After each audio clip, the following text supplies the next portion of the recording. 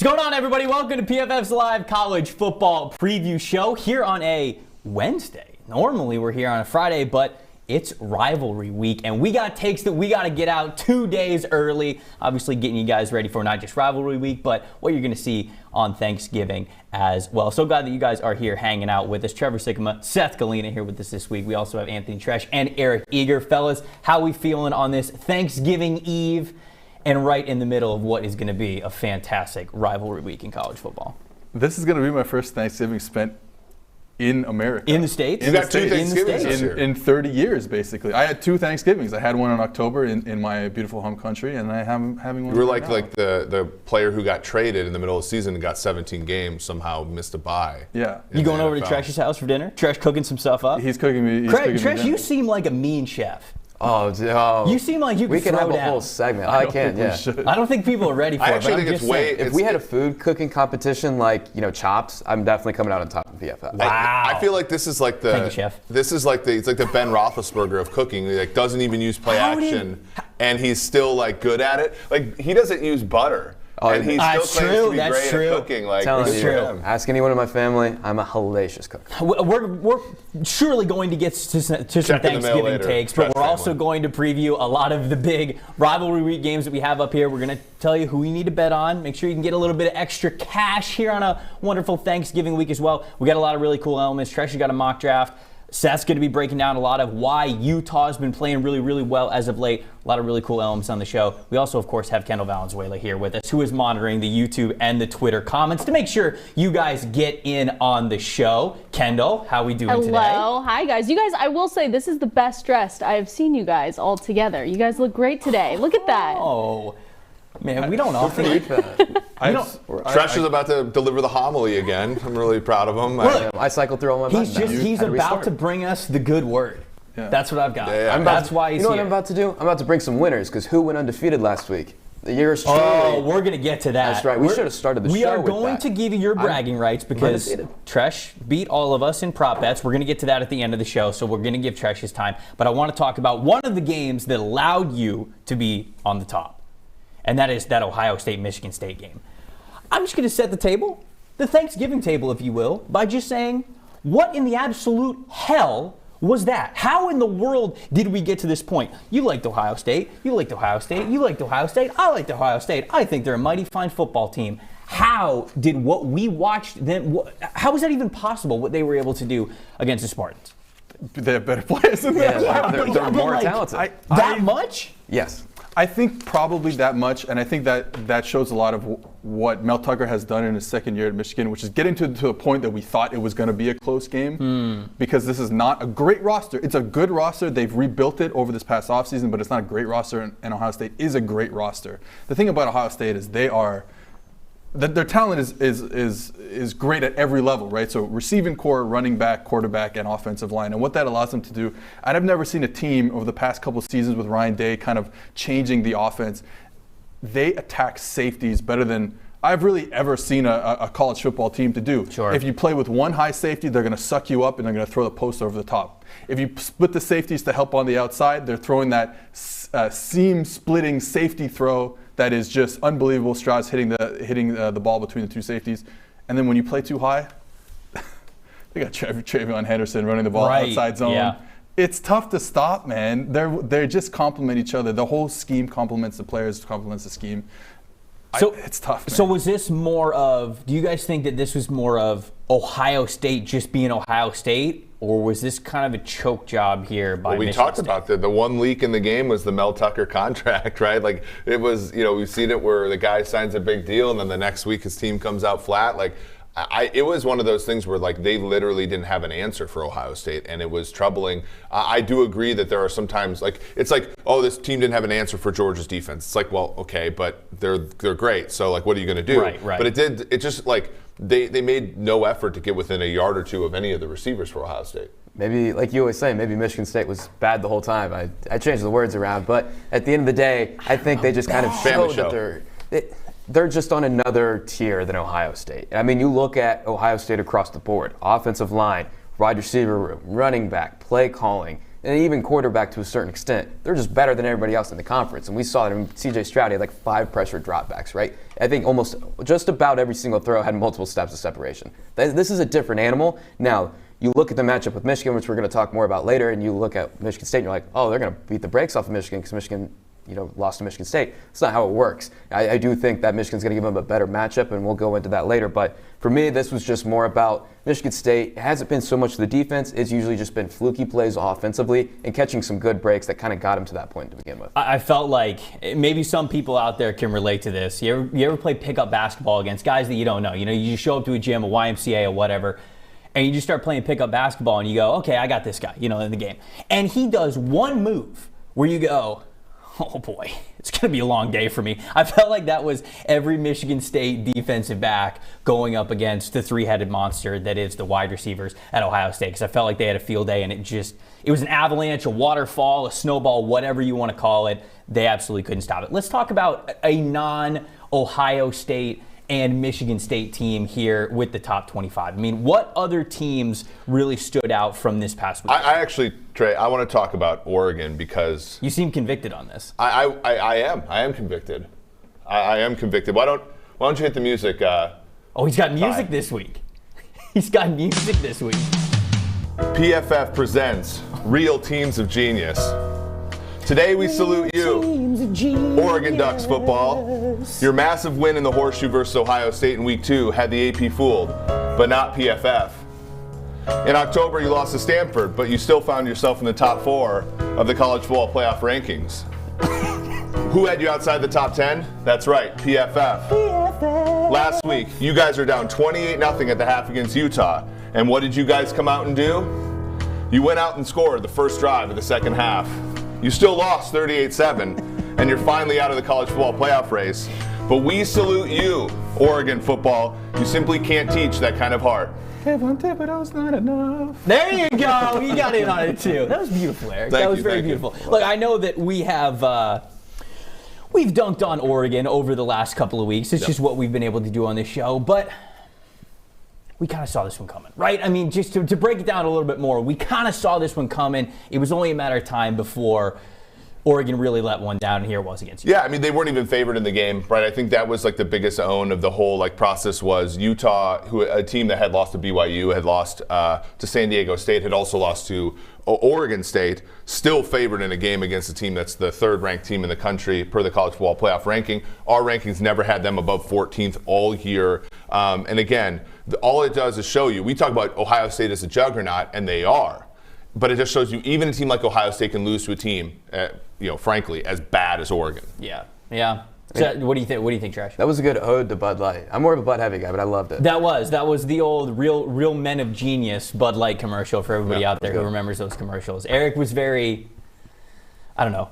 I felt like you were just very vindicated the whole time you were watching that game. You were blowing up the Slack channel. It was just a bunch of imagine not seeing this kind of thing coming. And he kind of helped him get over the fact that I beat him. I mean, I just really cleaned up as far as the picks go this past week. And this kind of just helped Eric just a little bit get back on the right track. Yeah, that's a good point. Treash did go 1 for 3 in prize picks. What was the spread picks? What did I do against the spread? I went 0-3, so I'm willing.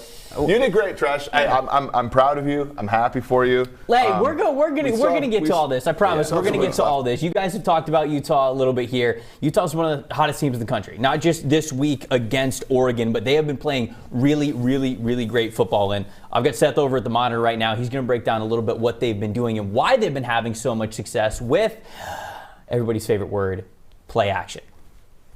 Yeah, no, that's right, Trevor. They've been one of the hottest teams over the past 2 months since they made the quarterback change from Charlie Brewer quitting the team to Cameron Rising, top 10 in EPA per play. And they do it the Utah way. I mean, that's really what it comes down to. They're doing it the Utah way. They're top 10 in both rate of 12 personnel, that's two tight ends on the field, and 13 personnel, that's 3 tight ends on the field. They run the ball extremely well out of these sets. And then, because they're not this explosive passing team, they use play action to suck up the linebackers and throw right behind them. They get these chunk plays, 15 yards, 20 yards. Instead of these explosive plays, they get the chunk yards, and that's when keeping their offense on the field. We can see the stats here. Cameron Rising, his stats versus man, and then his stats versus zone. 68.7 grade versus man. Then they certainly don't have like these man-beating receivers like we talked about at Ohio State, but against zone, 85.8. And they actually see a little bit of man, but 60% of Cameron Rising snaps have been against zone, and they're doing it with play action. So we go to the board right here. We're going to see, if we just bring it back 2 seconds, bring it back to the beginning, we're going to see 2 tight ends here. This is a hip slot formation. We're going to have 2 receivers to the top of the screen. And right now, this is early in the season. Charlie Brewer is actually playing quarterback. They're going to hand the ball off to Tavion Thomas, who's been one of the best running backs in the country this season. And they go get a few yards. Now, pause it right here. We have the same formation. Hip slot, 2 receivers up here. They're going to run zone to the weak side of the offensive line. And what I want you to watch is this middle linebacker right here. He's even though he's playing at so much depth, he is going to still get sucked up. They're going to run a dagger concept down the field. They're going to hit the big in route off play action from the same concept that we just saw. So we run it forward. Here it is. Put the ball, take the ball away. Here's your big in on the dagger. That's the type of space they want to do it. So now, here we go. Here's Oregon. Pause it right here. Same formation. Oregon's going to play zone against Utah because, hey, when you put all these tight ends on the field, you want to get eyes on them. You don't want to have man coverage and have people crossing the field, crossing the formation. They run a lot of split zone. You want your eyes on the backfield, so they're going to get a lot of zone. So here we go. Same formation. Hip slot, 2 tight ends over here. We got the receiving threats up there with the slot and the wideout. In the backfield, 1 running back. We run it forward. They're going to run zone weak to the open side over there, and they're going to get this big completion in the same spot. Different play, more of a curl wheel to get the completion out here. And that's really what Oregon needed to stop in this game. They couldn't do it at all. Utah ran the football very well, and they were able to use play action. And this is one of the best teams in the country right now. It's too bad they lost those early games, but they have been red hot in the last 2 months. Yeah, I feel like Utah and Wisconsin, we're kind of talking about these teams very similarly in the fact that you look at those early games and they kind of came out stumbling out of the gate and you just go, man, if only they didn't lose a handful of those games early on, we could be talking about them in that potential conversation. I love that we finally got Seth to do this because I feel like we've been trying to get him over to the monitor for so long. And I feel like there should have been something there after when that just went football. Like after, right? It was so football. Well, this is going on in my head all the time. Yeah. Next season, we're just going to have somehow both of these are going to be interactive, and you're just going to be like walking and pointing to like both of these things. It's just going to get absolutely out of control. It's like Dan Orlovsky, but good. You also have the football going on with the new haircut, the coastal cut. Look. I went with the Coastal Carolina. You can't really see it from this view, and I'm too embarrassed to move my head to the side here. Do it. But I have a little bit of a. Can you see it there? Oh, there we go. There we go. Now I got it. I said 2 months ago on this podcast, we were talking about Coastal Carolina, and I said, we're talking about the mullets that all their players are wearing this season. Mm-hmm. And I said, I don't know if I really want to do it. I did it. Yeah. And even though like this is exactly, and like if anybody wants to think about unconditional, affection for a team, the Chants lost to Appalachian State, they lost to Georgia State, but we're still paying homage to the Chants. I'm almost worried that they're going to poach you now from PFF to come join the staff. Because he's stealing the brand a little bit. Yeah. Maybe he had like an underground interview and they said you got to cut it. You got to cut it to get in, and now here you are. That's what I'm nervous about. Let's talk about the college football playoff, because even though Utah's not in that top 10 for this week, Cincinnati's in the top 4. Finally, right? We've had so many people clamoring, put Cincinnati in, and I think Cincinnati. Be careful what you wish for is really what you're saying. I think Cincinnati certainly played a lot better this weekend, which was great, but they certainly had some help. Obviously, Ohio State dominating the way that they did pumped them up into that 4 spot. What do you guys think? Cincinnati's ranked number 4. Is all is right? Is all is right in the world, or is Eric saying, "Hey, be careful what you wish for"? I mean, it's hard to see Cincinnati out of that top 4, right? And other than losing this week, and they get Eastern Carolina on the road, they're going to be favorites there. They're going to get the AAC title game at home. That's one of the weirdnesses of that conference, is the conference title games played there. So, and the thing is upsets in that top group are going to yield 2-loss teams, right? Like Alabama, if they lose, they're going to be a 2-loss team. Mm-hmm. If Georgia loses, they're in, right? But and then if Michigan beats Ohio State, it's only one of those 2 teams is going to make it in, right? And so the ace in the hole is obviously Notre Dame, but Notre Dame lost at home to Cincinnati. So it really, the path is pretty clear. I think Cincinnati, without a loss, is probably going to make it. What's Notre Dame's path here? I mean, this is a team that's got a pretty easy schedule, and they're kind of lurking. For the sake of college football, and it's not a good thing, but Notre Dame is going to make the playoffs. Don't stop. Because Come on. Think about this. In a scenario where Ohio State beats Michigan, which we expect. Yeah. In a scenario where Georgia beats Alabama, which I wouldn't say we expect, but it very easily could happen. I expect. Then what's next? Well, Notre Dame's in the playoff. But what happens if Notre Dame makes, like, we talked about this last, is there a scenario where Notre Dame with one loss makes it over Cincy with 0 losses? No. There's none, right? No. I mean, if that happened, especially since Cincinnati will have a conference title. There would be like a burning pile of Cincinnati chili, like just outside of the office right over here. If that somehow happened, just a big like. I mean, that's I'm just surprised they haven't done that already with the way you've dogged them all year. While I'm up here trying to support them because they're a good football team. They beat the brakes off. I thought of you were SMU. talking Skyline Chili. Well, no, I mean I'm not in on it, but I support it. I'm not going to dog on it, but no.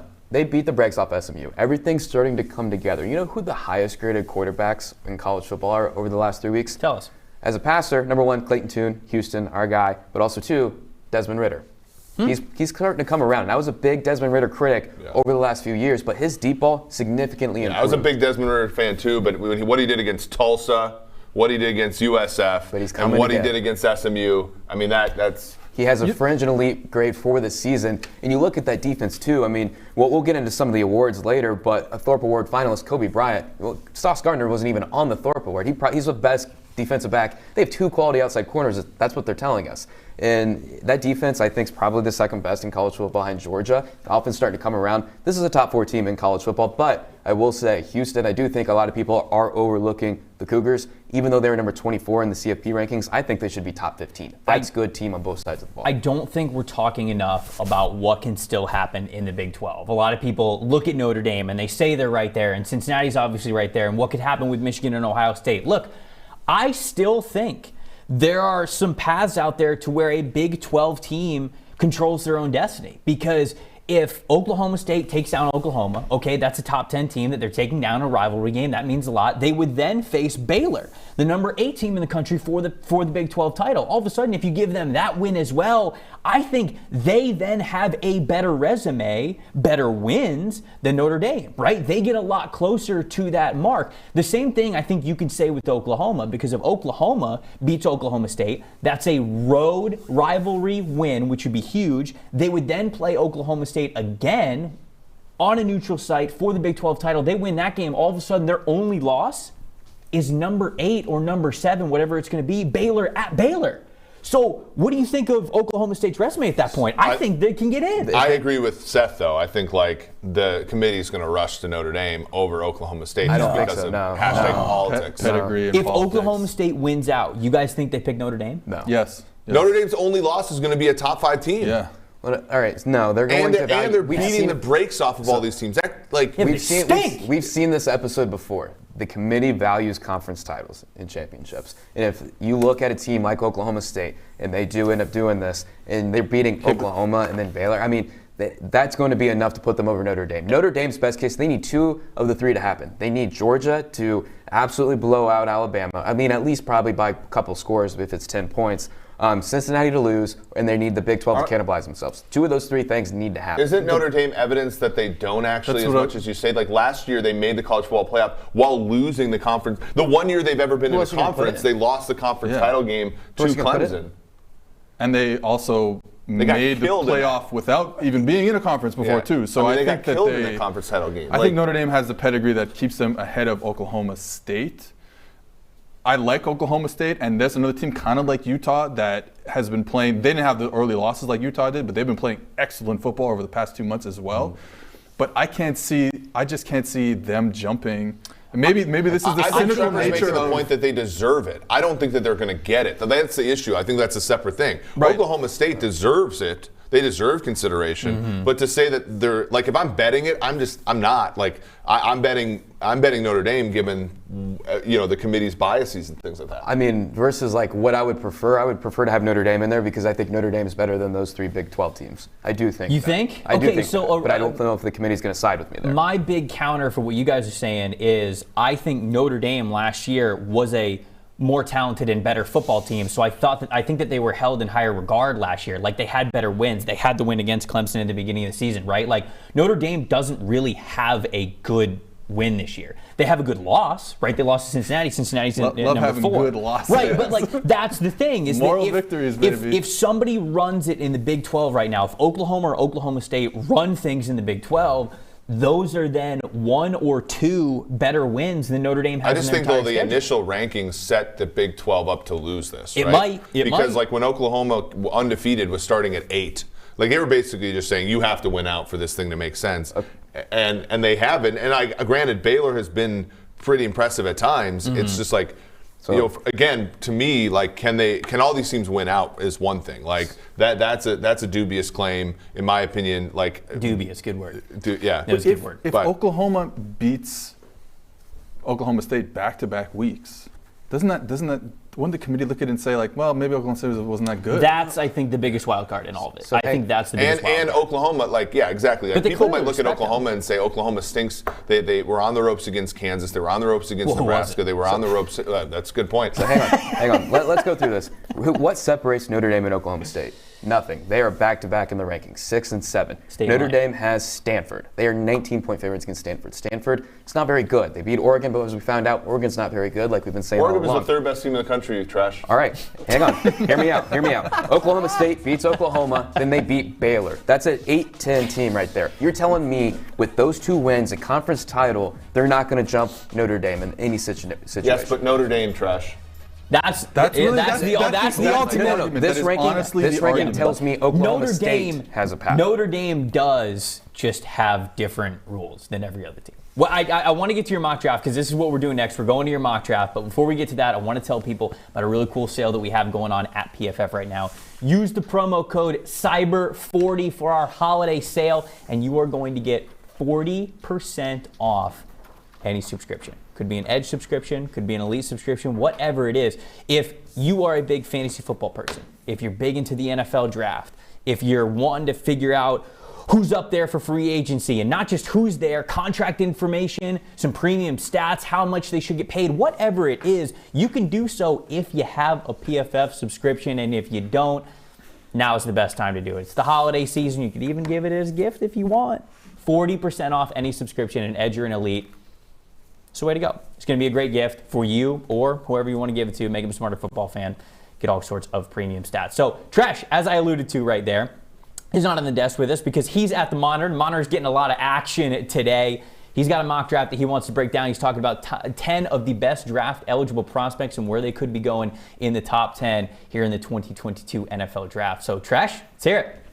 Darn right I am. You know what I'm thankful for? Mock drafts and the draft in general. I love it. That's why I want to do the first one this week. All right, let's start off. Number 1, of course, clear-cut favorite to be the number 1 overall pick in April. The Detroit Lions taking Oregon edge defender Kayvon Thibodeau. This guy is Michelangelo's David of pass rushers. He has every tool the NFL is looking for to have on the edge this year. I mean, teams are trying to scheme away from him. That's how much of an impact he can have. He has a 90.8 pass rush grade for the season still despite that. Had a good mark too as an underclassman of 80.9. That's who I'm going with, number 1 overall. And remember, folks, this is a mock draft of what I would do, not what I think will happen. Number 2, LSU cornerback Derek Stingley going to the New York Jets. Stingley, you look back at what he did as a true freshman back in 2019, one of the best seasons PFF College has ever seen in our 8 years of grading college football. He had a 91.7 PFF grade, 38% catch rate allowed, 21 combined pass breakups plus interception. I mean, he might be the best all-around athlete in this draft class. Ran a 4.3 flat 40 and a 42-inch vertical in high school. Not college, in high school. Last couple of years been derailed by injury, but he's still been very good and effective over that span. Number 3, we have Kyle Hamilton going to the Jacksonville Jaguars, a safety out of Notre Dame. I don't care if you don't need a safety. You take this guy because he is a monster. His physical skill set, 6'4", 221 pounds, 42-inch vertical, so explosive. Pairs that with great eyes and coverage, and that's made him a certified playmaker. 22 combined pass breakups plus interceptions over the course of his 3 years at Notre Dame. Only 5 Power 5 safeties have more than 15 in that span to kind of put your head around that. He's been absolutely dominant for the Fighting Irish, a true weapon on the back end. Number 4, I think we have the best performing player in college football right now, Aiden Hutchinson, edge defender from Michigan, going to the Houston Texans. I mean, this guy, very advanced for what he's doing. A 93.1 PFF grade this season, 25% pass rush win rate. I mean, teams, they're doubling him, they're chipping him, they're trying to get away with penalties and hoping to God that the referees don't call it every single week. That's how unblockable he is. I think he should be going top 5 next April. And last but not least, to round out the top 5, we have the Greek freak of college football, George Karlaftis, edge defender from Purdue, going to the New York Jets. I mean, this guy, you know when Kanye West said no one man should have all that power? I think they're talking about Karlaftis because he is the most powerful edge defender in college football, 6'4", 275. Kind of putting it all together this year is some of the best hand usage, I think, in college football. A 90.1 pass rush grade for the 2021 season. So that's why I have going top 5. I love those 5 players. Very talented. I'm excited to see what they can do to wrap up the 2021 college football season. Oh, man. Jets picking twice in the top 5. They need earned. It. Hey, it's earned. Yeah. The great draft. Draft picks are earned, not given. I can just see Dwayne "The Rock" Johnson just having some that's sort of Treash. promo. Treash, you busted out the philosophy on that. It was fantastic. Michelangelo, David. Yes, I mean, look at you. I feel like the next thing that you say, well, next time we do one of these, draft picks are earned, There's a little not granted. There's a little father-son here. Thing here. Yes. It's like I'm being lectured. I'm not like. No, he's trying to give you advice. He's helping you I out. didn't even make the sandwich. I said you did great. I said you did great. And then I offered a little suggestion for the next time. There was no criticism in there. Did Kendall get sandwiches? Yeah. I mean, do we have sandwiches? I don't know. Well, the clip you used of Derek Stingley in 2019, I almost cried.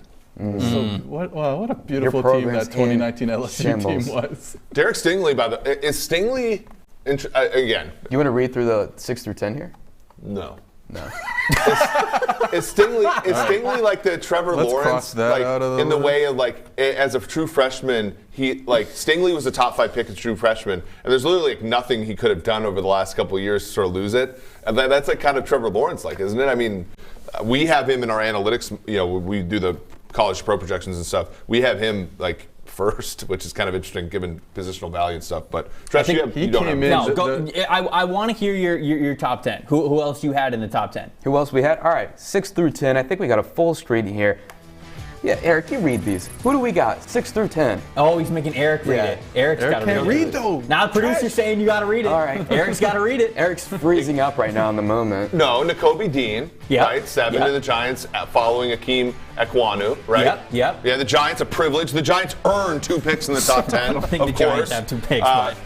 The Eagles, Garrett Wilson, obviously Ohio State. This is interesting, right? Because coming into the year, Olave was the guy that everybody liked, but Wilson I think has outperformed him, even though they both been very good. Tyler Lindenbaum, to have an interior offensive lineman earn a spot in the top 10 of a mock draft, given positional value, means that he's the best person we've ever graded at that position. And then the WTF or WFT, depending upon the week, Sam Howell, quarterback, North Carolina.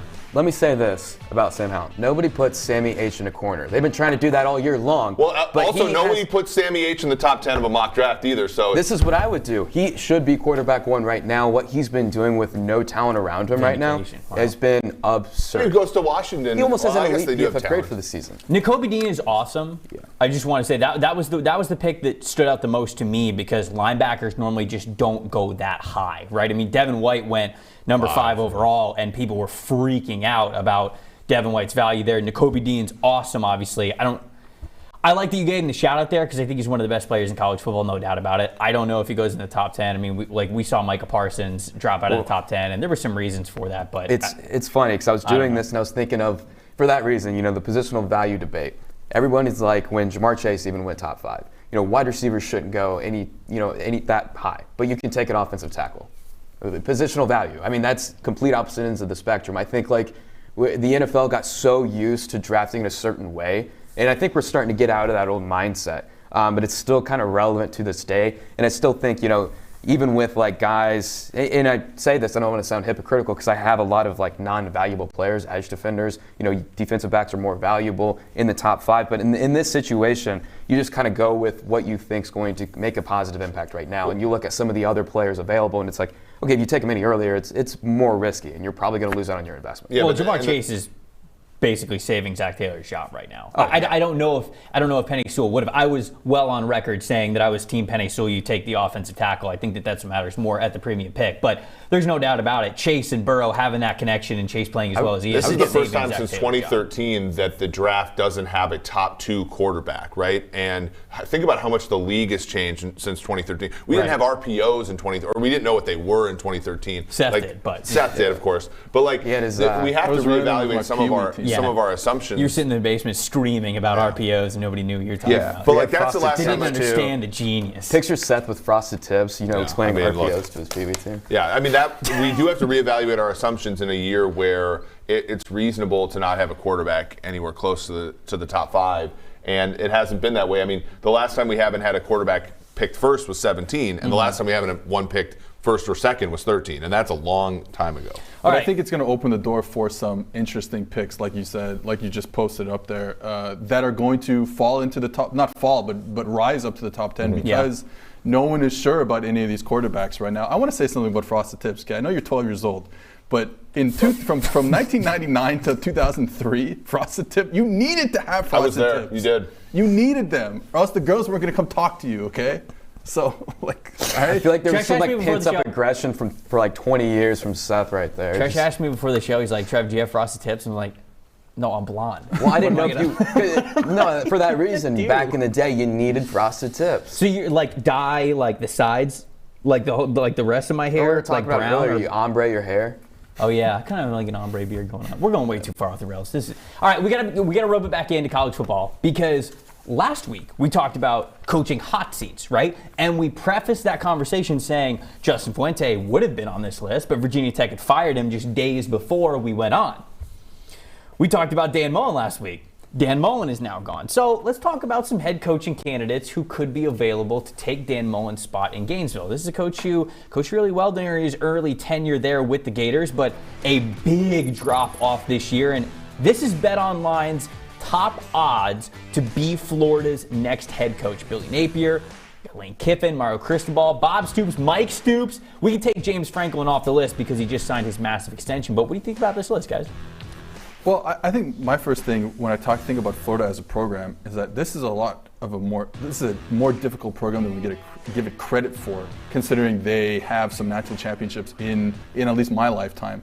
They've really only had 2 good coaches. They've had Steve Spurrier and they have Urban Meyer. Right. And between those people, it's been pretty bad for Florida football, without those 2 elite coaches. So bring Urban Meyer back is what you're saying. That's what I'm saying. I think they should bring Urban Meyer back to Gainesville. I think that's the way to go. But this is a tougher job than I think people want to give it credit for. And I don't think Dan Mullen was doing a bad job. I understand it totally went off the rails this year, so it happens.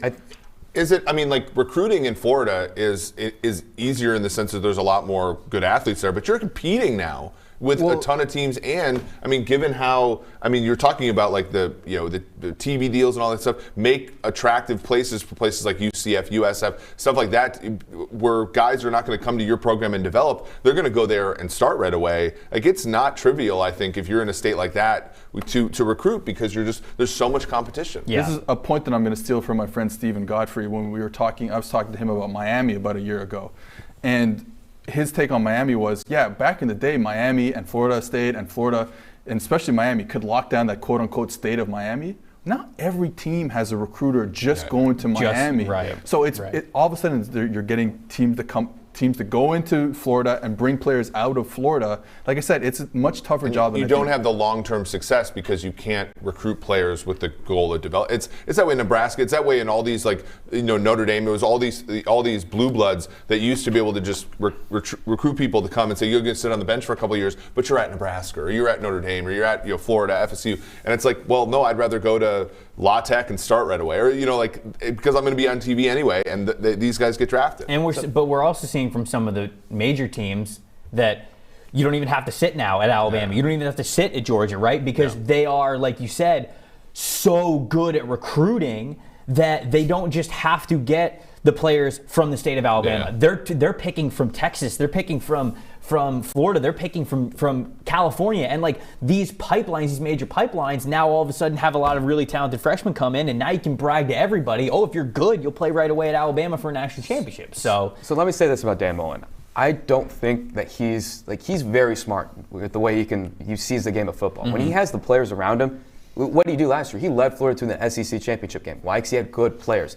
Being a head coach is more about not just understanding the game and what you're doing, decision making and all that. It's about who you have around you, the coordinators, and also the recruiting aspect of it. Mm-hmm. And there were some holes there that kind of ultimately led to this collapse for this season. And I do think that he's going to land on his feet. He's going to find a job, and I think he's going to have success. Yeah. He's very smart, one of the top play callers on our play calling metric last year in 2020. So I do think that he's very good. Now, with that being said, looking at some of the possible candidates, I look at Billy Napier. If he brings some of his guys from Louisiana, specifically defensive coordinator Patrick Toney, who all the way back in I think our first show, when Louisiana was playing Texas, I said Patrick Toney, defensive coordinator for Louisiana, he's the next rising star. And I think if those two kind of come to Florida, I think that's what's going to take to kind of get Florida back on tracks. Because again, it's not just about the one singular head coach, it's about the coordinators, and it's about all the other assistants you have around you to kind of help the whole system. That being said, though, about Mullen, like in that game last week when they lost to Missouri, like he donked about 3 or 4 fourth down decisions that were trivial, right? And I think like in the NFL, we've seen it where, you know, when everybody was doing that, coaches who were good at other things, like guys like Mike Tomlin, guys like Pete Carroll, their team's success hung around for a lot longer. Mm-hmm. Now when you have other coaches who are taking 4 downs when they're necessary, you know, doing those kinds of things, being sharp, like you do have to evolve with it. You cannot just be a good play caller or a good motivator, good recruiter. You have to win on the margins because of all the things we said. There are going to be years where your talent is such that you're going to be on the ropes with Missouri and you cannot give up downs. And if you want to keep your program in that 6, 7 win, 8 win range, you have to, you know, do the right thing from an analytical standpoint in game. There were a lot of things that Dan Mullen did well at Florida, but there were, I think, too many things that he was also not doing well for the standard that we've kind of set up with the program here. One of the coaches that we talked about last week that's kind of still on the hot seat that is unfortunately not letting his seat get any cooler is Steve Sarkisian. Seth, I know that you have some words about Steve Sarkisian. Well, I don't have my own words. In fact, I have Anthony Treash's words on. You agreed with me on Steve Sarkisian. I still have the Slack. I think we have the tape of Mr. Treash going talking about his favorite coach of all time. I think you should go with. I think you should tell the world who your coach of the year is. To tell you the truth, it's a flawed award. Well, then say who. Say. I would go Steve Sarkisian because he's getting ready to set program records in yards per play. Yeah, you know, offensive efficiency, success rate. And a lot of people are like, oh, he's 4-2, and it's like, what were the expectations for this guy to come in? So that's why I go there. Man, you were not going to let him off the hook. I saw what happened to you on Twitter yesterday, and it needed to happen live again. So this was obviously back. Texas has not won. Since that moment. Texas has not won a game. Let me say this. As a Chiefs fan, can you talk about Brandon Staley that way a little bit? So hang on. Let me say this. I do think what he did to start was really good. Yep. Because it shocked me that he was that good through those first 6 games in general. It's obviously collapsed, and I think everybody said he thinks he's going to win the award at the end of the year. That's not at all what I was saying. I was saying through the first 6 weeks, who has impressed me the most? It's the guy that led the most efficient offense in college football with nobody on that team. He just came out and said, someone asked him about his quarterback situation, just straight up dog his 2 quarterbacks he's been playing with this year. He's like, we're going to have to recruit someone or get a transfer. We need someone else. Just flat out said that to his team. And also, too, you look at all the metrics, you know, the clean pocket stuff, when the quarterback's in rhythm, that can tell a lot about the scheme. Texas is still like top 10, top 15 in Power 5. I mean, but you look at the pressured stuff, everything falls apart, and you look at the injuries they had. Now, I'm not making any excuses. It's been disastrous the last couple months. Texas has a little bit of what I'm talking about with Florida, where it's like, when has Texas been actually back? Since whatever it was. Like the Mac Brown era. The moment Colt McCoy got hurt in the national championship, it's been downhill. The Mac Brown era ended up being great, but pre-Mac Brown era, they were not very good, and post-Mac Brown era, they're not very good. So that's another team where like we're gonna end up like Florida. We're gonna end up firing all these coaches. I agree with you. I love Sark. I think you have to give him time. Yes, he might not have it though. So here's the thing I'm gonna say. One last thing. You're higher than a kite if you think Sark should be fired after this year. This is Tom Herman's recruits he's playing with. Let him go recruit. If he gets Arch in 2023, who Arch said he's one of the smartest people I've ever seen talk about the game of football, just mail it in. Everybody's going to be back on the Sark train because it's a week-to-week league. The only thing that's back about Texas is Colt McCoy. Let's be honest. I don't know. Big win this weekend, though. Big win this weekend for Colt McCoy. Folks, Western and Southern. is teaming up with PFF's very own Chris Collinsworth to get you ahead on both the fantasy and financial scoreboards. Do you want to hear stories about Chris's old playing days, or maybe some behind-the-scenes stories with Al, or maybe get some answers to your best financial questions? Now you can do both over at westernsouthern.com/ask Chris. Every question that you ask him gets you a ticket to maybe win a catered event for the big game in February. As I said, the way that you can ask these questions over at westernsouthern.com/ask Chris. That's westernsouthern.com/ask Chris. You can get all of the answers over at Chris Collinsworth's podcast, as well as Western and Southern's Instagram. Remember, with Western and Southern, you can rest assured on game day. Oklahoma State. Bedlam, as they call it. Oklahoma State, the home team in this one, favored over Oklahoma. I feel like it's been a while since then. I probably should have looked up the last time that Oklahoma State was favored over Oklahoma, because I feel like it's been a really, really long time. But there's a reason. Oklahoma State's not exactly the powerhouse they have been in years past, but don't sleep on Oklahoma State either. Treash, I'm going to start with you. What's the biggest impact with this game? What do you think about Oklahoma State being favored by 4? Who you take? Yeah, I mean, I think from a betting perspective, you have to take Oklahoma getting 4 here, just because we've seen the ceiling at moments this year, so I'm going to take the little bit of value. Am I confident in it? No, because you look at Caleb Williams the last 2 weeks. 47.8 PFF passing grade against Baylor, and then a 55.3 passing grade against Iowa State. How many times did Spencer Rattler go under 60.0 in his 17 starts?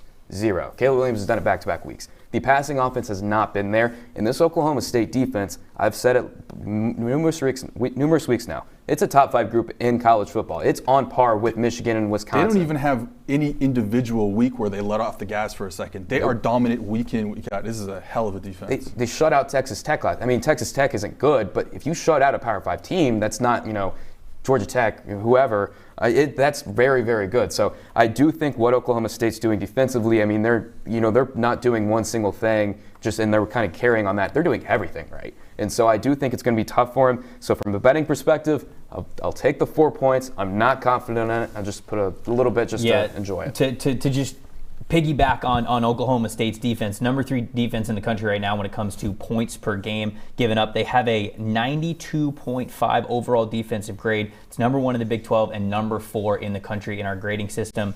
Man, they have 3 of their last 4 opponents have not scored more than 3 points. This is, to Seth's point, a dominant defense.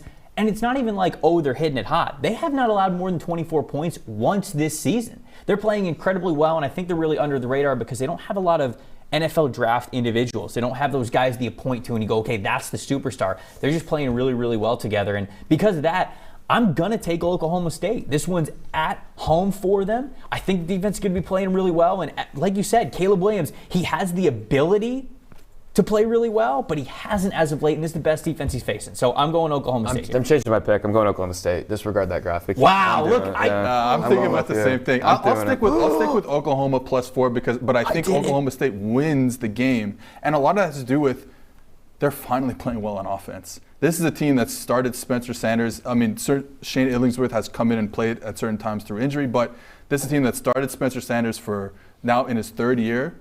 It took a long time.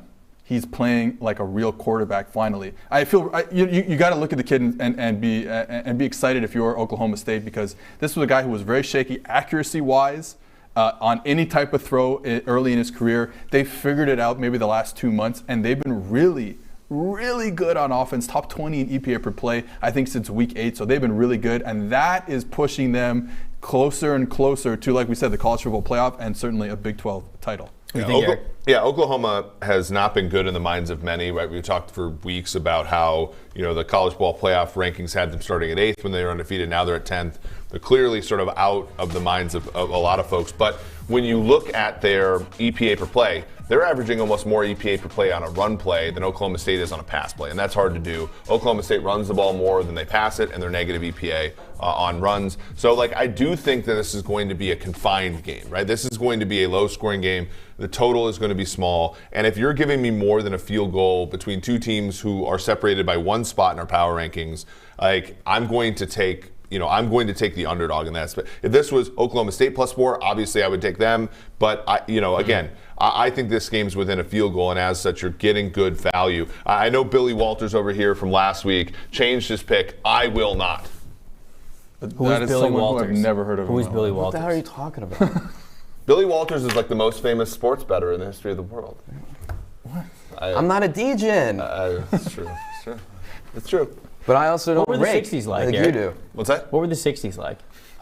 Well, you saw my hair today. Was it a great time? You saw my hair. You had some long hair. You had some throwback Should we leak it? 60s, 70s hair. Yeah, that's actually a good point. I will say the rushing point. thing is it's a good point to make, but Oklahoma State's rush defense, number one in the Big 12 by a country mile. I think it's number one in all of college football, to be exact. So I think that's going to be a big thing that kind of rattles Caleb Williams back there. So I want to talk about the college football awards now, because a lot of the finalist lists have come out, and I want to do so by playing a little game of where in the world is this person. It's kind of a playoff of where in the world is Carmen Sandiego right now.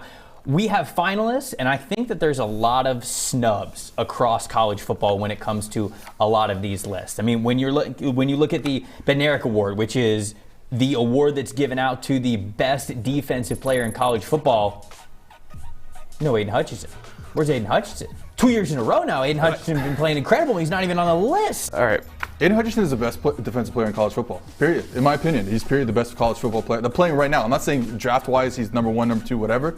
He's the best player in college football, the best defensive player in college football right now. It is criminal that he's not on this list. I don't understand. And all those are really good players. Right. But it's criminal that he's not on this Kyle list. Hamilton is going to end up missing half the season. Half the season, yeah. And Yep. he's on that list. Again, he's fantastic. He's probably going to be a top 5 pick and deserving of it, but it's weird. I mean, also too, like Jordan Davis is an absolute freak of nature, and I get that, but I do think that it's gotten a little bit carried away as far as what he's done on the field this year. You look at the PFF grade; it's in the 80s. It's very good. Pass rushing hasn't been spectacular. Well, he's an early down guy. Yeah, exactly. But why is he being hyped up as like the best next best thing since sliced bread? Like he hasn't been. I mean, I think there's a difference between like draft prospectus and this. But the problem with even saying that is, like, I know in our PFF grades there are 2 Georgia interior defensive linemen who grade higher than Jordan Davis. Right. Devontae Wyatt and Jalen Carter. So, like, is he even the best at his position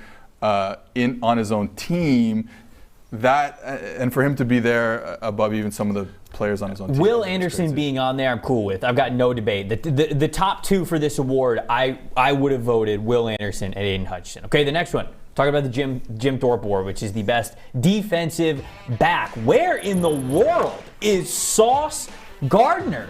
This is CB1 for Cincinnati, and they have the guy opposite him, Kobe Bryant, who is also having a fantastic year. I don't want to take anything away from him.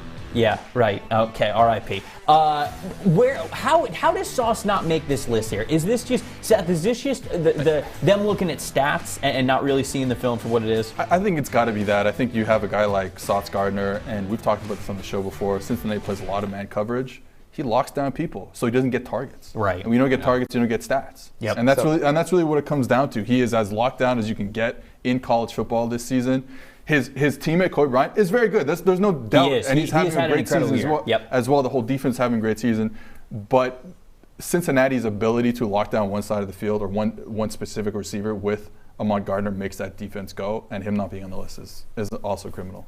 He's got to go to Sauce's, premium stats page. Type in Ahmad Gardner, and you'll see. You look at the yards allowed column; it's like 87 for the year. Yeah. That's ridiculous. Has never allowed a touchdown. In his college career. He surpassed 1,000 career coverage snaps this past week. Still 0 touchdowns allowed. Here's the problem that I have with that. They're looking at pass breakups, which is a good telling tool that you can have there. But you also, too, Kobe Bryant's allowed 300 yards. It's very boom or bust. They're also looking at tackles. Why would you use tackles for a defensive back? That's not a very good thing to lean on every single play. Not all tackles are created equal, because guess what? You give up a 30-yard go ball, you tackle the guy. Oh, that's a tackle. Is that a good play? No. Yeah, I mean, it's this way in a lot of sports, but like for a defensive back, like honestly, being involved in the play is a sign that you've done something wrong at the beginning, right? Like, and that's an issue here. It's also just weird to me, like in this group, you have Kyle Hamilton in the previous award, you don't have him here, right? Like, it's sort of weird to me. You also that's the whole process. And you also have hasn't Jaquan Brisker been the best safety in college football? I mean, Jaquan's been awesome. He should probably be thought of here, but yeah, it's a very telling thing that even with PFF on the scene for the last 7 years in college football, like we still make mistakes like this, and it's very interesting. There is an interesting case with Kyle Hamilton being considered for the Best Defensive Player of the Year award, and kind of nowhere, not in a lot of other lists, that maybe makes me side with you to think that the committee and everyone just loves Notre Dame. Like, it's just the allurement of Notre Dame. We're going to put the Notre Dame defender in here. Let's go to the Biletnikoff Award next. This is the best wide receiver in college football. And Jordan Addison, David Bell, we've got Jamison Williams. Where is Drake London? Where in the world is Drake London? If you're going to put Kyle Hamilton in the Bednarik Award, and he's been out half the year, how do you take Drake London out because of his injury, right? And Drake London will have played, I guess, more games than Kyle Hamilton this season, and he's been the best receiver. That's it, period. He's been the best receiver. Those are 3 great receivers. Yep. There's some other ones not even on the board that are great as well. Yep. Drake London is the best receiver in college football. He does everything for that team when he was healthy, and he should win the award. That's it. And it's too bad that he's just not going to win it when he deserves to have that on his shelf. Yep.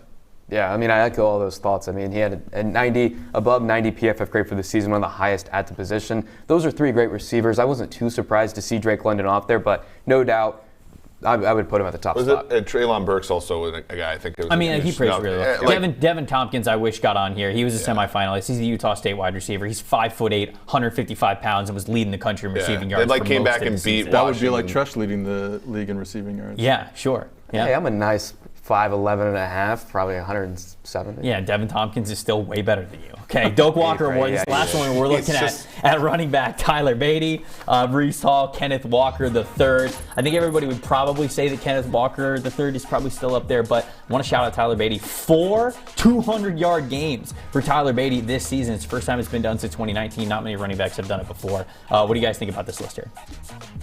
My only concern with this list for me is Utah's Tavion Thomas. We talked about him before. He's been awesome. And again, not amazing. You know, that whole offense wasn't great at the beginning of the season, but since they've kind of rebuilt that offensive line, switched quarterbacks, Tavion Thomas has been tearing it up. Is there an offensive player in the Pac-12 that's playing better than him right now? I don't think so. And he's somebody who, like, when you're talking about coming on strong, like, I mean, you're talking about 4 touchdown games, 3 touchdown games, and he's really put Utah in the conversation of just like a relevant team here, almost all by himself. I know talk about the quarterback there, but he's really the engine for that offense. 2 guys that whoa! Are you telling me a running back is an engine for an offense? This is college football. I turn on a different part of my brain for this show. 2 guys that I feel like were omitted for this list, and I get it. They're only picking 3 of them, but Bijan Robinson, before he got hurt, same kind of feel as Drake London. He was playing incredible, was one of the best backs in the country, and then Travion Henderson, the running back from Ohio State. Like, that guy has been a catalyst to allow Ohio State to give C.J. Stroud the time to be really almost as good as he is now, and he deserved the nod. I think Travion Henderson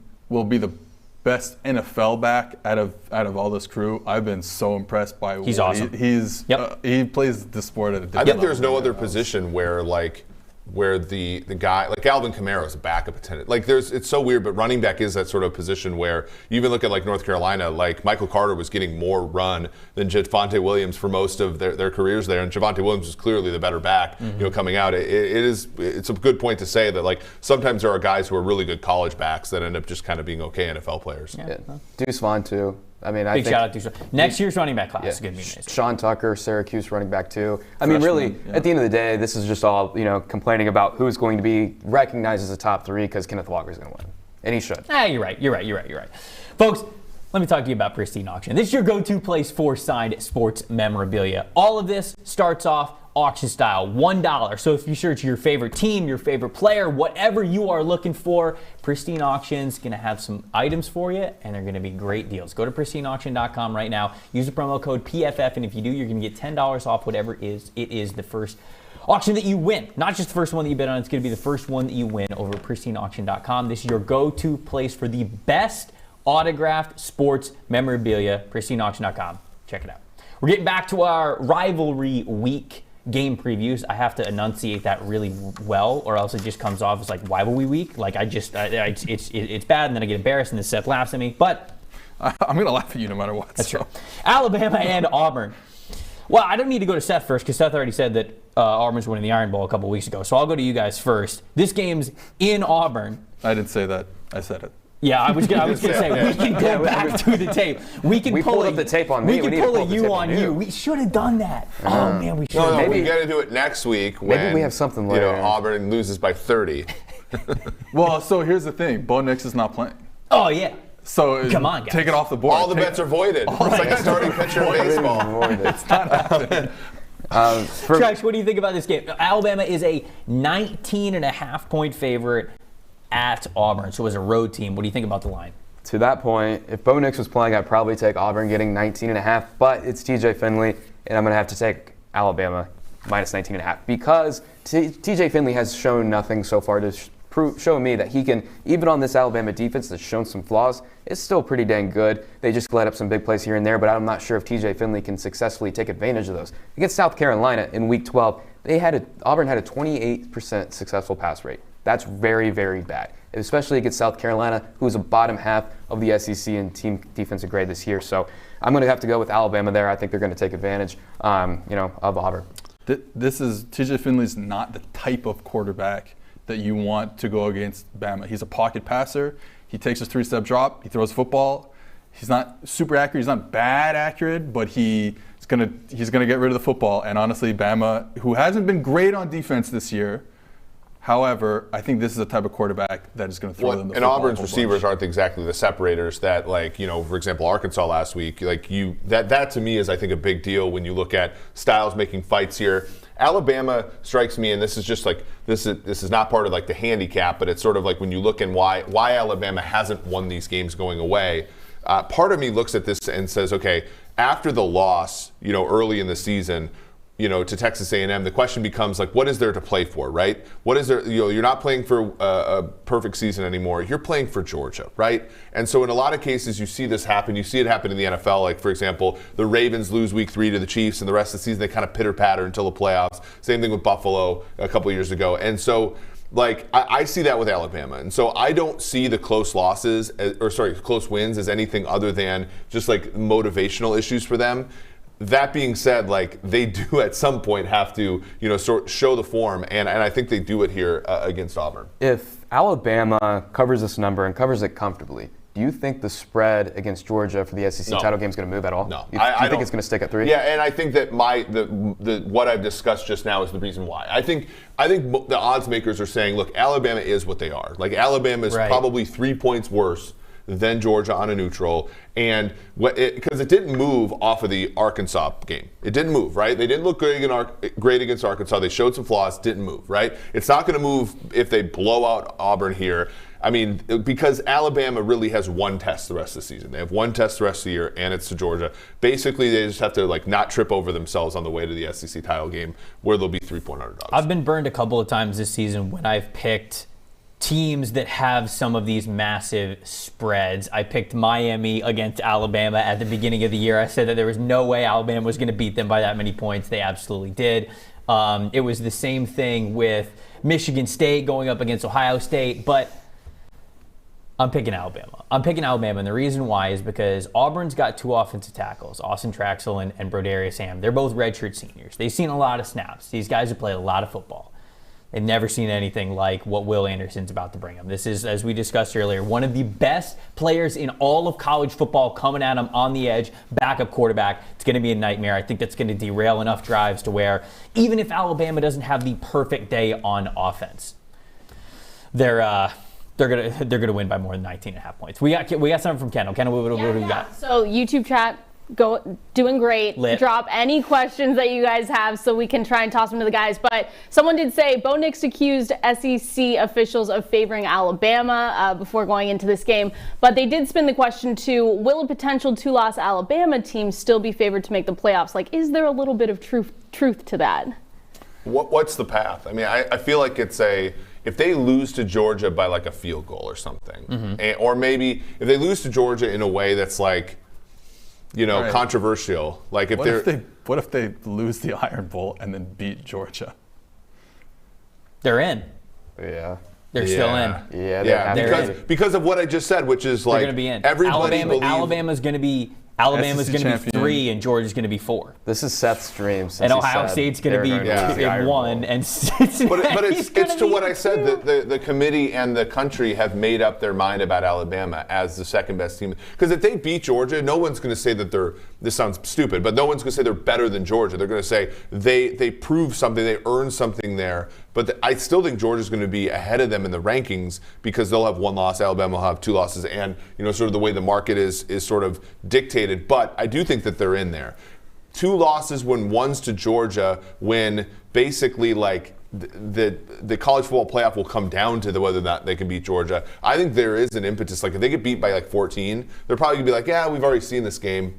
We'll opt for something else. That's my opinion. And Tresh knows this. I previously subscribed to the fact that with Alabama ranked number 2, there was a reality where they win the Iron Bowl, they go against Georgia in the SEC championship game, they lose at the very end, let's say a field goal, whatever it is, barely lose to Georgia, that the committee still had enough buffer room to put them from 2 to 4. I don't think that exists anymore.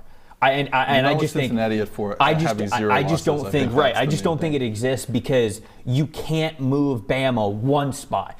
I think you could mentally convince yourself, we're dropping them 2, so it's okay. But I don't think they can do that. Do you think with Cincinnati moving to a Power 5 conference, though, like essentially what you're saying in the old system, let's say we had no realignment after this year.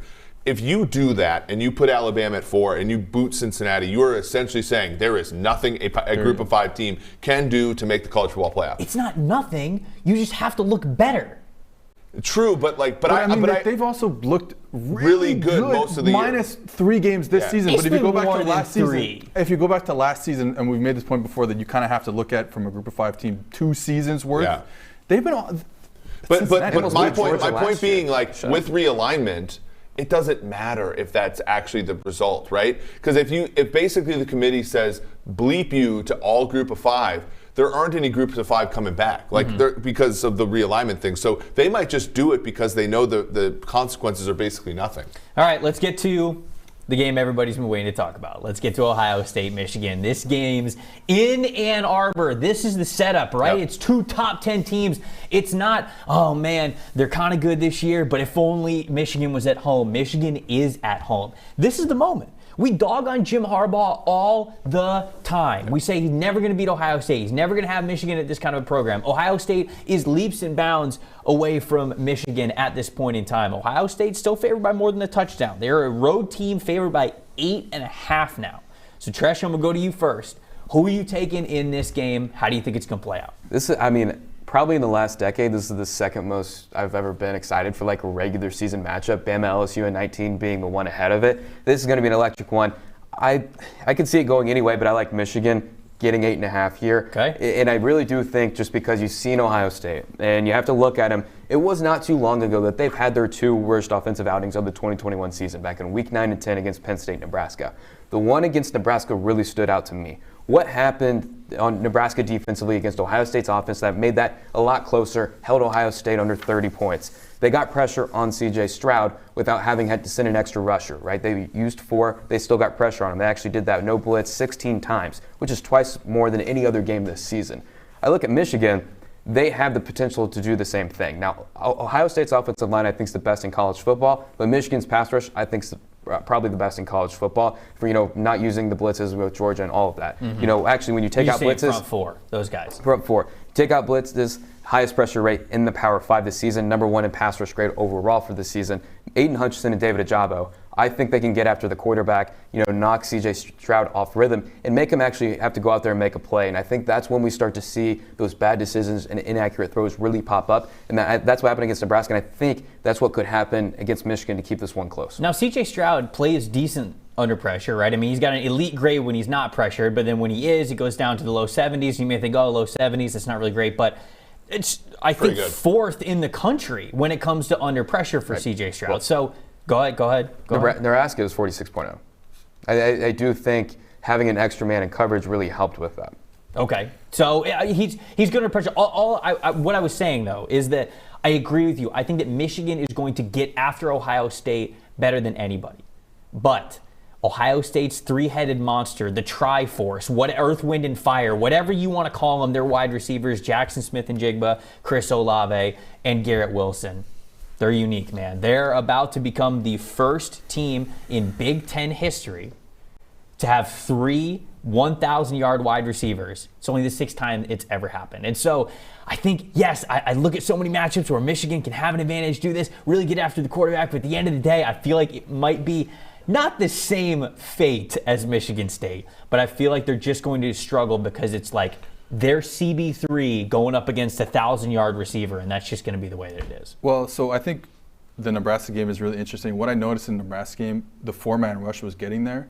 I thought Nebraska did a really good job of, and don't take this as a negative way. They tried their best to beat up the Ohio State receivers within those 5 yards, right? And I think that threw off the timing a lot. And honestly, if you're not cheating, you're not trying. So I think Michigan, if they're going to play a certain way, that could be a way to do it. It threw off the timing of C.J. Stroud quite a bit, as Nebraska was playing a lot of split safeties. They couldn't find that middle hole like I was talking about earlier. I think Michigan comes into this game. This is the new defense under, I think his name is Mike McDonald. They've went away from the man-to-man coverage that Don Brown was playing when he was DC at Michigan. I think they have to find a way to protect their deep safeties, and they've been doing a really good job of it this year. They're not just a straight man-to-man, press man-to-man team. They stay back. They play with 2 high safeties a lot, and even when they're playing cover 3 or man, they're going to spin late into the box. I think you keep your safeties as deep as possible, even if you're playing cover 3, even if you're spinning, keep them as deep as possible. But the next thing is you can't allow that space between the safeties and the linebackers. Those linebackers now have to get deep again too. You're going to give up plays underneath, and you just got to hope you tackle. Yeah. It's tougher said than done against Chris Olave, Jackson Jigba, and Jigba Smith and Garrett Wilson. But I think that's really the only game plan. You can't play man against them. They're too good. And once they feel those, like I said, once they feel those safeties creeping up, they're hitting you over the top. So you just gotta live in a world where you taking Ohio State or Michigan? So I'm taking Ohio State. So am I. I'm taking Ohio State. 8.5. I think they kind of explode a bit, but I could see, I could see Michigan kind of keeping it close. I think when you look at this, though, like, you're buying Ohio State at the very top, right? Like, they're 31.5 points better than the average team on a neutral field per our metrics. Michigan is also ascending, right? 21.5 points better on a neutral, so that's 10. You add in about 2 points for home field advantage. You add about a half a point for familiarity. You add about a half a point for our buddy David Solfaro cheering for Michigan. And it's about 7 here. So that gives you about a 1.5 of value. And for that reason, I'm going to take Michigan plus the points. I think it's going to be a great game. And I think, anytime you can predict a great game and you're getting more than a touchdown, take the dog. Well, even also, too, you made a good point. Like, you're giving up the stuff underneath. I go back to that Purdue game in particular because that's where they won and the playmakers made plays after the catch.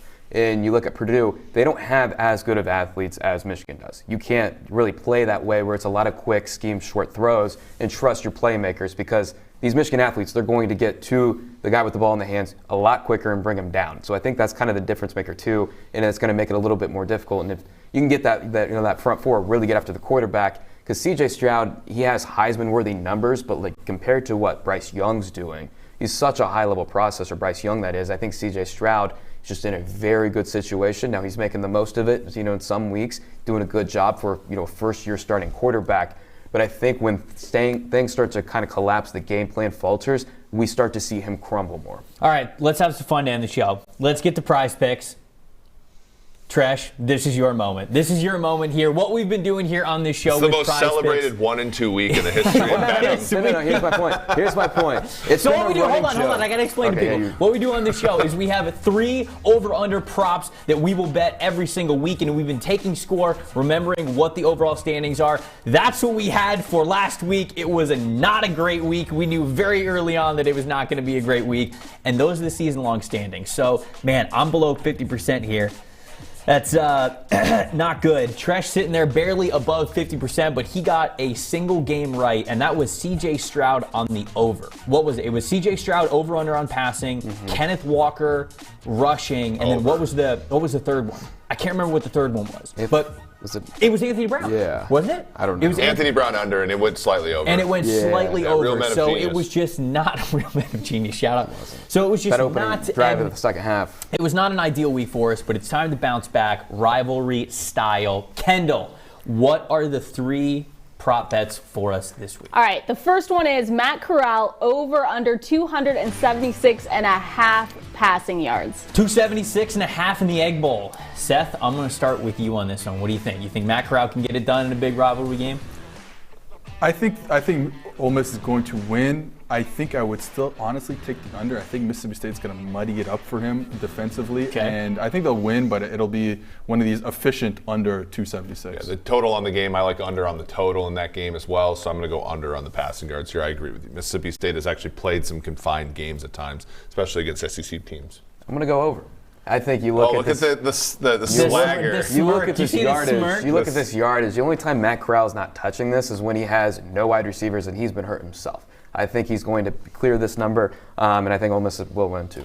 I am also going with over. He put out a emotional goodbye to Ole Miss with this being his last year. I think they're going to scheme up a massive last SEC regular season game for him. So I'm going to go the over here. So we got 2 unders, we got 2 overs. For the vibes? Yes, Over just for the straight vibes. over, just straight off vibes. One of the more underrated coaches in college football, and I hope I don't. I know, we don't talk about him a lot. No, I was going to say Mississippi State's defensive coordinator. I think his name is Bob Shoop, if I'm not mistaken. I could be totally wrong about that. They're running a really interesting scheme there. I really like what they're doing. Ole Miss is going to win, but I'm just saying. Just want to put it out there. All right. What's next, Kendall? All right, next up, Travion Henderson, over under 72.5 rushing yards. Michigan's one of the best defenses in the country. I know that Kenneth Walker absolutely obliterated him, but Kenneth Walker did that to a lot of teams. Travion Henderson, as Seth mentioned, has been one of the best backs in the country so far this year. So big game. Big game. It's in Ann Arbor. What do we think? 72.5. I'm going to start with you, Tresh.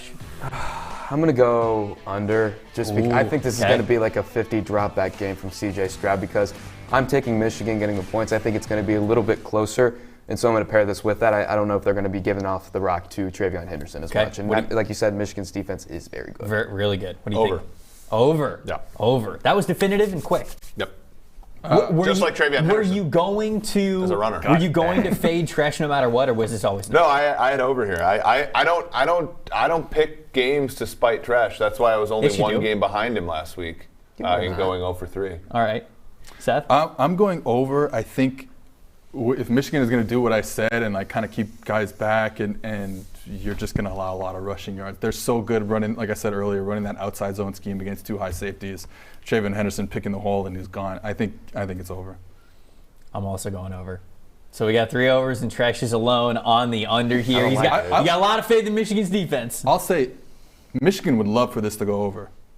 Yeah, I think if that's the game that they're playing, I don't think assuming they're not on like 2 50-yard runs. I think Travion Henderson is going to be in the game the whole time. So, yeah, I think it's going to be I think that's it. Who said it? I feel like it was you. You pick the game based off how it's going to be played, not how you want it to be played. Mm-hmm. I don't know if Michigan's going to do that. That's what I'm thinking. I don't know. I don't know if they will.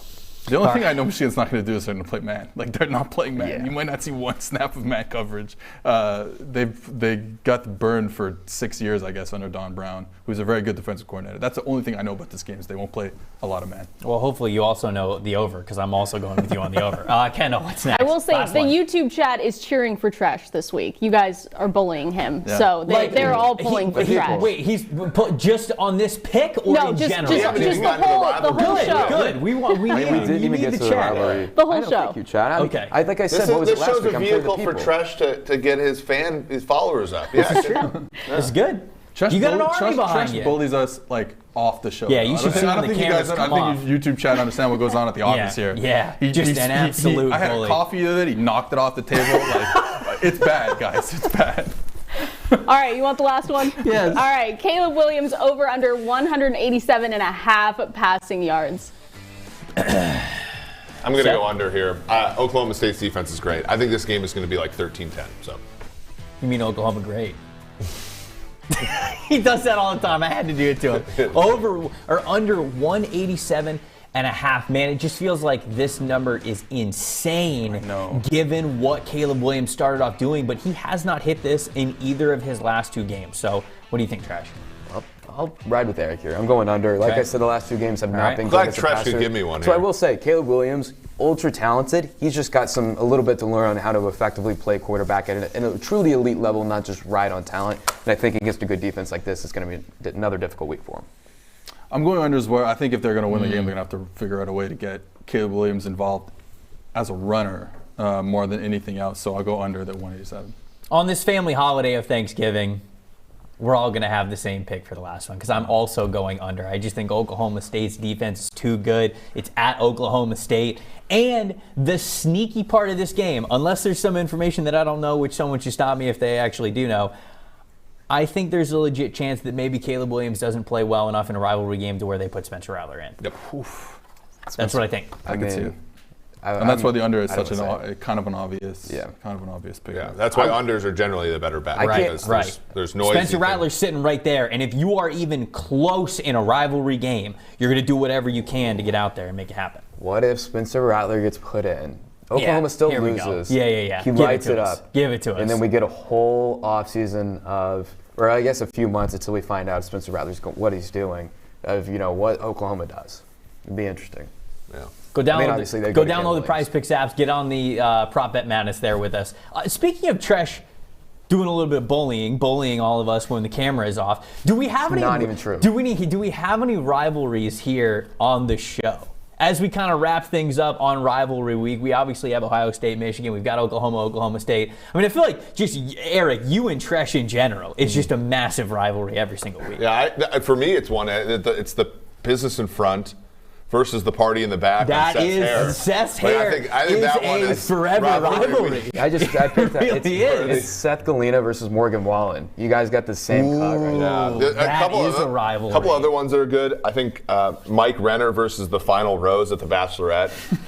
Dude, he's not even here. It's a rivalry. I'll take the heat. He can't even rebuttal. Did he want the final rose?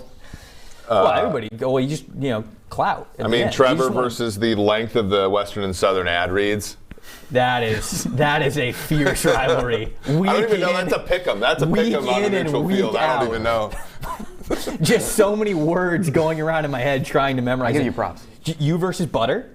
Yeah. Or just dairy in general. I'm a dairy fan. I'm not a I was happy Matthew Judon stuck up for that Shut crowd. up. I'm not a mac and cheese guy. Don't do this. I'm not. Don't do this. I'm not a butter guy. I'm not a mac and cheese hold on. guy. Matthew Judon, Patriots pass rusher, having a fantastic year. Big respect to Matthew Judon. Yesterday, he was asked, as it often is by media members, they go, do you have any Thanksgiving takes, whatever? And he said that mac and cheese. They say it like that too. Yeah. Well, it's because I gotta. Which is also a bad question. Just say, what's your favorite food? If you ask somebody what their favorite food is, and they out of nowhere say, I hate mac and cheese. But he did. Then they're a jerk. He talked about what wasn't going to be on his Thanksgiving table, and he said mac and cheese. And the reason he gave, is because he said it's noodles and cheese. That's great. Noodles and cheese is great. That's my guy. That's great. This is Eric's not saying anything, staple. but I'm pretty sure you don't like mac and cheese either. I don't, but I'm not a big enough idiot to tell everybody. Like, if you like mac and cheese, go for it. There's an entire state of Wisconsin that's going to You're just a coward. If you like that's what mac you and are. cheese. No, I'm not a coward. I just don't care enough to shame you over liking mac. I'm not going to shame you. I'm just going to give you my rationale. I do not like mac and cheese. What's not to like about it? I don't understand. You can like it. First of all, just straight mac and cheese. Even craft dinner mac and cheese, very good. I use Annie's. I don't know if you guys have that in the States, but I use Annie's mac and cheese. It's very good, white cheddar. However, even that alone is good. And now if you're talking about homemade mac and cheese, if you're talking about putting stuff in the mac and cheese, using different blends of cheeses, he's not even using butter to make mac and cheese. This so is no the wonder why he maddest I've hates ever it. seen Seth Galina out. Probably terrible. Don't go over to his house for Thanksgiving. I said at the beginning of the show, you're going to go over to Tresh's house. Don't do it anymore. Rumor has it my grandmother's mac and cheese is Don't we think fantastic. the biggest rivalry is also just Tresh's takes versus the show finishing? On time. Yes. Yeah. Let me check. We're about 5 minutes over, we're I'm going to taking blame these Seth. and Tresh all of a sudden butter's fake. Butter got brought up. I had to say it out there. It's very unnecessary. I will cook anybody a dinner, and I won't tell you that there's no butter in it, and you won't even notice. I'm not going to be at the house. You won't be able to tell me that because I won't be there. I want to get to Kendall in a second because I want to see if anybody else had any weird Thanksgiving takes. I want to see if Kendall herself has any weird. Kendall, please, just please. Tell us that you like mac and cheese. Oh, I love mac and cheese. Thank you. Yeah, no, mac and cheese is an elite dish. It's kind of like, You're always welcome on this half of the desk. I feel like I lost the chat when I said I didn't like mac and cheese. Did the chat turn on him? Oh, yeah. Oh, no, the chat is now against Tresh. They're actually just not pulling for any of your bets now, We sadly. should have a win probability chart of how much Tresh has the chat on the bottom. Kendall, we got to get on that. I just Charger. Oh, speaking of Seth Galina versus Chargers Social, that's another rivalry. That is another rivalry. Yeah. That's good. We're best friends now. Well, they Me and the do, Chargers they social talk media it team out. They are talk it friends out. now. Did anybody say anything in the chat? Yeah, no, throughout the show, or- trash against a lack of understanding of any sports figures before the year 2000. That's a that is great little rough. rivalry. That's good. That's a very good one. Trash, Jim I'm McMahon sorry. is an all-time player. I love Jim. That's the only one you know. He keeps Jim McMahon. bringing up the Jim 85 McMahon. Bears. You watched, don't lie to me, you watched the 30 for 30 on ESPN or whatever it is. I not watched- The the 85 Bears won the Super Bowl the day I was born. I watched every single he game has of no that idea. season. Oh, no multiple times. idea. Well, Really? the 20th anniversary of the day? Or It's what? very, very good. Oh. We can get to some bets here? Let's get to some best Okay. bets before we get out of the show. Yes. Yeah, okay. So I got a few ones. And one is an homage to Trey here. The Florida Gators, -2.5. Getting the boost, the head coach getting fired boost against Florida State. yes. I Worked like for that- Virginia Tech last week. Okay, I like Iowa -1.5. This game opened 3.5, but Nebraska is going without Adrian Martinez, so Iowa -1.5. Somewhat wishful thinking because I have a bet on them to win the Big Ten West. And then Minnesota also wishful thinking, +7 against Wisconsin. Rivalry game would be their second win against the Wisconsin Badgers since I've been in high school. But I'm going to finish this off with my D-Gen bet of the week. Oh, The shirt you that got my a friend, prop? the shirt my friend Scott got me. He's been riding CFL with me here. The Hamilton Tiger Cats, 7-1 How do we feel to about win this? the CFL title, the Grey Cup. Go Hamilton Ticats. How do you feel about this? Montreal is coming to Hamilton in 2 weeks, and Montreal is going to win it. Ooh. Ils vont Go gagner. Ticats. Ooh. The Les Alouettes have Alouettes de Montréal vont gagner le Coupe Grey. Well, my degenerate bet of You the guys week like that? last You week guys like was the Ottawa Red Blacks plus What? 13.5 against your Montreal Alouettes. And what happened? Did Duck Hodges get us to the window? He did. He did. The only Well, time I mean, picked the it was never Alouettes, they in doubt with burned Doug. me. What'd you say? The only time I picked the Alouettes, they burned me. Well, you know your biggest mistake was not picking the Ticats. I know. Go Ticats. I should have tailed them. Folks, I'm not even kidding. Tail the CFL model. It can't miss. I would ask you guys final thoughts, but I feel like everybody else, I feel like everybody got their final thoughts. Yes? Am I not leaving anybody out? Sweet potato casserole, that's the best side dish of Thanksgiving. Oh, wow.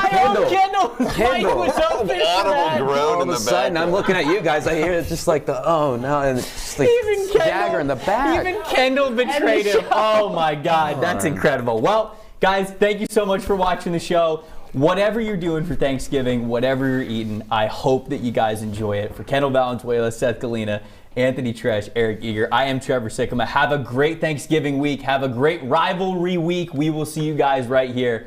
Not the same time. Next week, it's on Friday. Next week.